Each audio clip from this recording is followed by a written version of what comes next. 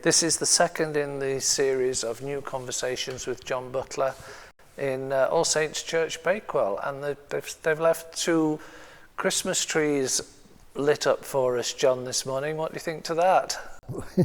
Well, and there's still some sweet animals arranged further down the church around the altar to remind us of what I think is one of the most significant facts of the nativity, that Jesus was born among animals and not in the latest high-tech maternity unit of the local hospital. I had to squeeze past a camel on the way in, John. We're going to go back to basics. I want you to imagine you're at prep school this morning and you've been asked to read the lesson. You might know it from memory, though, because you had a very good biblical training, shall we say, at school. This is possibly the most popular or the most well-known verse in the Bible, and I'm going to ask you to read it.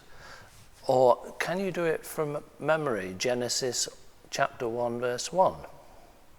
In the beginning was the Word, and the Word was with God, and the Word was God. If I was your RE teacher, I'd have to give you a C for that, because that's the opening verse from from St. John. Give me a clue. Is it in the beginning, God created the heavens and the earth, and the earth was without form and void. Correct. Go to the top of the glass. But I'm actually going to ask you to read it from this big fat Bible on the lectern behind me and see if you spot the difference. In the beginning, when God created the heavens and the earth was a formless void, and darkness covered the face of the deep, while a wind from God swept over the face of the waters. Well, the first one that's wrong is the word when, because it's bringing Why in... is it wrong? Because in the beginning, it comes from before space and time, you see. And modern understanding doesn't get it. This is a new translation. They get it wrong. So they put in this word when. They bring it down to the level of space and time. And several other phrases also do the same thing. This word was, for example, is in the past tense, as though in the beginning it was a once a moment in time, rather than continually evolve and a timeless process in the ever-present now. They're honestly new translators. They got it all screwed up. And I advise anybody that takes the Bible seriously to go back to the proper translation that we call in England 16-something, which was done by people that had a better understanding of it than modern academics do today. Is that referred to as the St. James Bible? Yes, this is what's called the St. James Bible, yes. Excellent, thank you. Yes, before time and space. So no need for the when. But there is something else that's very basic certainly in the Christian theology, but widely accepted, I would say, in other faiths and persuasions, and that is that in the beginning, God. We can almost stop there. So everything that comes after, you could say, is created. So, does that mean there are 2 things, or more than 2 things in fact, God and his creation? We're getting on to we're getting on to big things, and I'm going to be a bit cautious. And rather than assume I know more than I do, I'm going to say, so it seems. It's fine.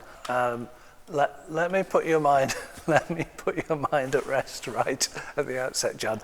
I'm not trying to trick you.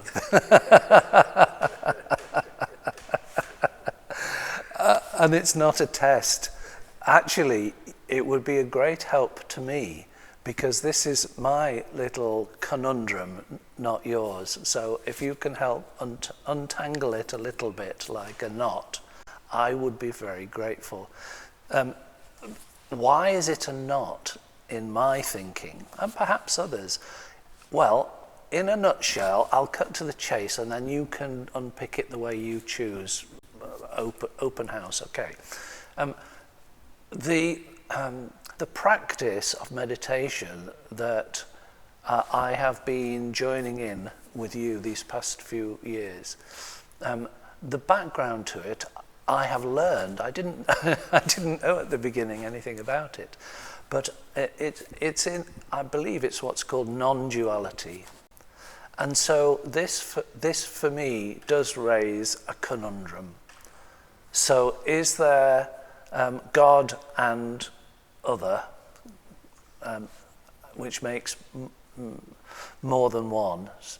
So it's not non-dual, or are we in fact sharing in the divine natures, and is that the oneness? I've sort of spoilt it by sort of cutting to the chase. No, I haven't spoiled it at all.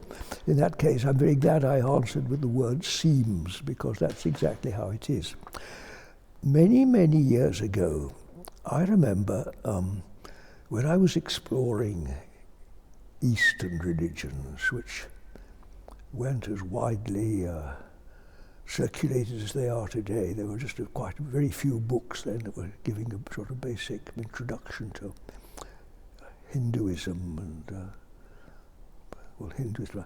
I think there was a book I had which gave an illustration or maybe a description of God breathing out. And this out-breath became what we call creation. And then, a few thousand years later, he breathed in again, and it all went back where it came from. Great out-breath and in-breath. And this, just like the steam in our breath on a frosty morning will manifest, you can see it. Or when the light is shining on a warm night, you'll see millions of little dust motes and little tiny flies dancing in the beam of the light. This precipitates and crystallizes as what we know, what we call creation. And then, in due course, it's withdrawn again. It all goes back into the unchanging, because the nature of this creation is that it's changing. The nature of God, well, who knows what God is, but we're told that God is unchanging. So the changing comes from and goes back to the unchanging. So it seems like duality, but in fact it isn't. And of course the manifestation is totally dependent on where it comes from, isn't it? Well, that's a relief. I think that's answered that one. In which case, I am under a misapprehension, and probably the majority of sentient beings or conscious beings are under the misunderstanding that we are a separate little me. Well, indeed, absolutely. So can you sort of reassure me? As George Bernard Shaw says, a selfish little clod.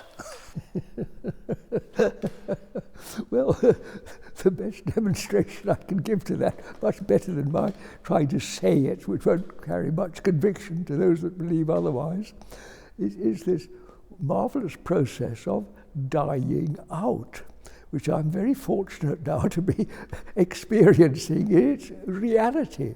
Because, as you can see, look at me, I can almost call myself a very old man these days. As not only my physical body, but my mental faculties, my hearing and my sight diminish. They're literally dying out. And what is left? See? Isn't it obvious? Look at this big smile on my face. There I was breathed out into creation. Strong young man, became a farmer, a soldier, a farmer, a traveller, all sorts of things, a lover, all sorts of things I've done. And now I'm being breathed back in, I'm being withdrawn. So there we are. Of course, when we're young, we think we're real, we think me is forever. But wait, my dears, wait till you're in the blessed position of seeing all that belief rather undermined by the universal, inescapable fact that actually what we think is so real is not the real life, but a sort of an appearance, an absence from real life called mortality, which for those whose Latin isn't too good means that which dies. There's another conundrum. As you know, I became a Christian when I was 17. It was a very real experience, which I'm grateful for and still happy to relate. It's a very strong aspect of the evangelicals, anyway, which I joined at that tender age, that you have a personal relationship with Jesus.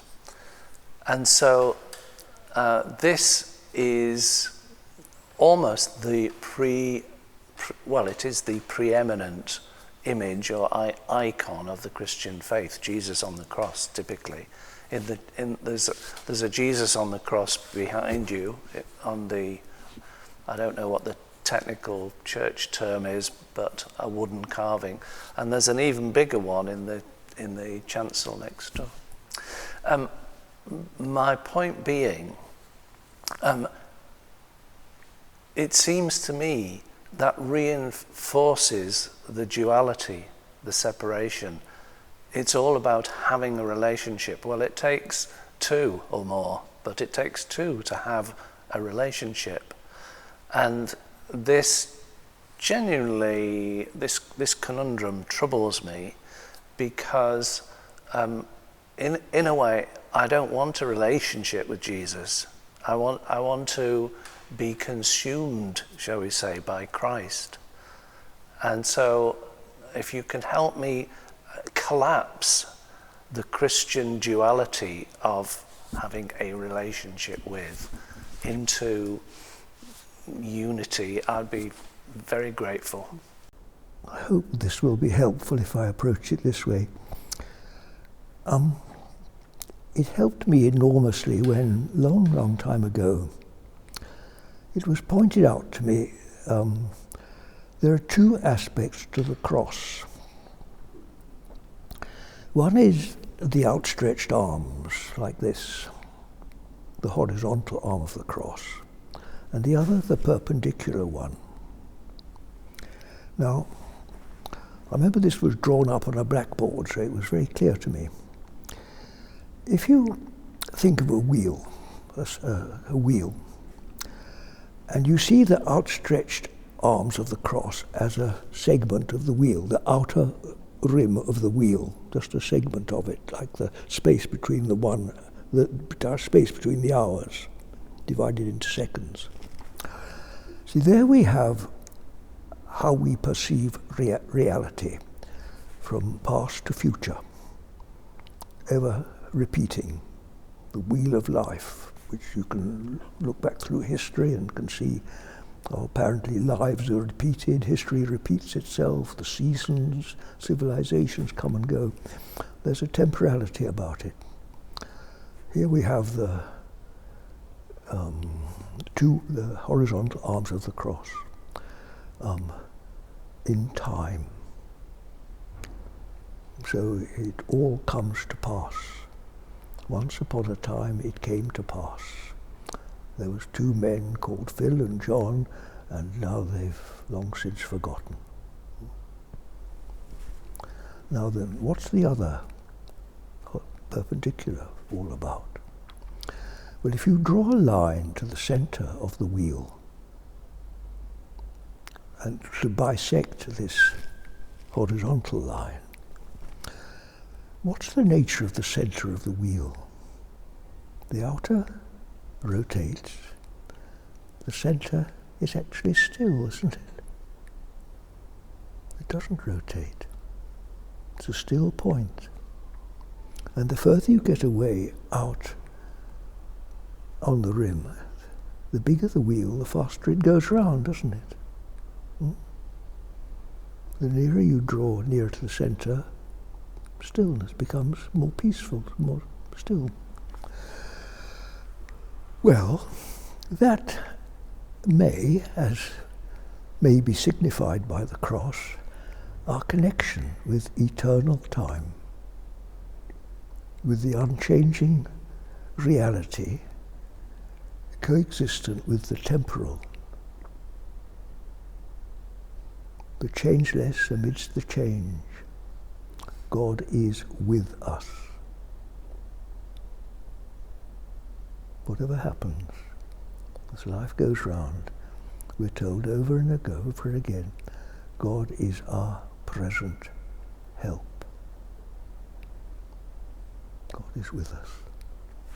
Well, I found that very helpful. Now, on this wheel of time, of course, we're born and we die. You could say that we are sacrificed on it.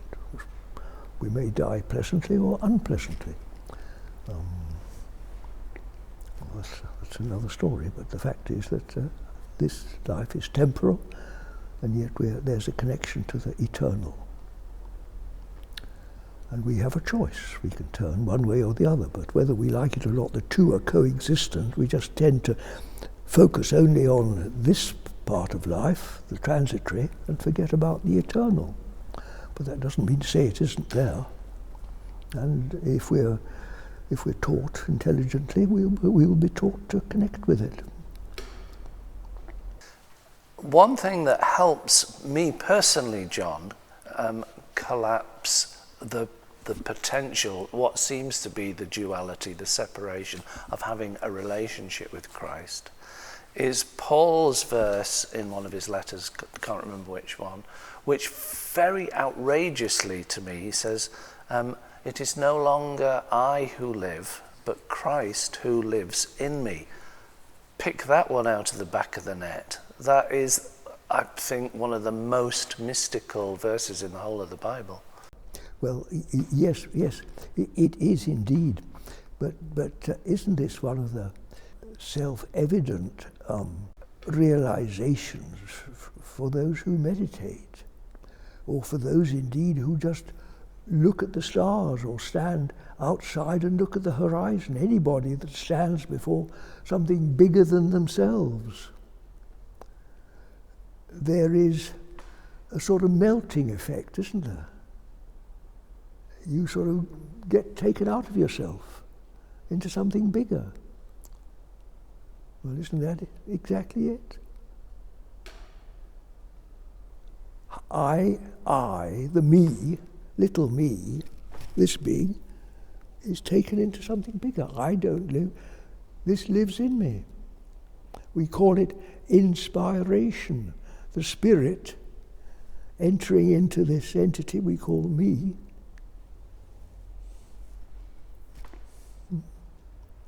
You're inspiring me, John. I'm going to riff on this, and somewhere along the way of the practice of meditation, with the help of many YouTube videos, I have to say, not all of you, but I find something really helpful. See if this echoes with you. It's not so much about the knower and the known, subject and object. There is only knowing. So it collapses the duality right there. Well, absolutely. In fact, even better, because in this process of melting into something bigger, what happens to our knowing? Doesn't it rather get left behind? We're not told to know God, are we? What are we told to do? Come on, I'm asking the question now, you answer me. I know you want me to say to love God and to love our neighbour as ourselves. Yes, absolutely. Yeah. Well, another very interesting verse is that we're saved by grace. Faith. Oh, I'm saved by grace. I must be in the wrong room. Either way, faith is that which reaches up from us, and grace is what comes down. So either way, it's taken a bit beyond I know, isn't it? Point taken. I wasn't listening properly, probably at the time. There's another of my favourite verses from the Bible. The wisdom of man is foolishness to God. Yes. I tell you what we should do, John. We've never done this before. We should swap chairs, and you can ask me the questions and correct all my misunderstandings, hopefully. Bless.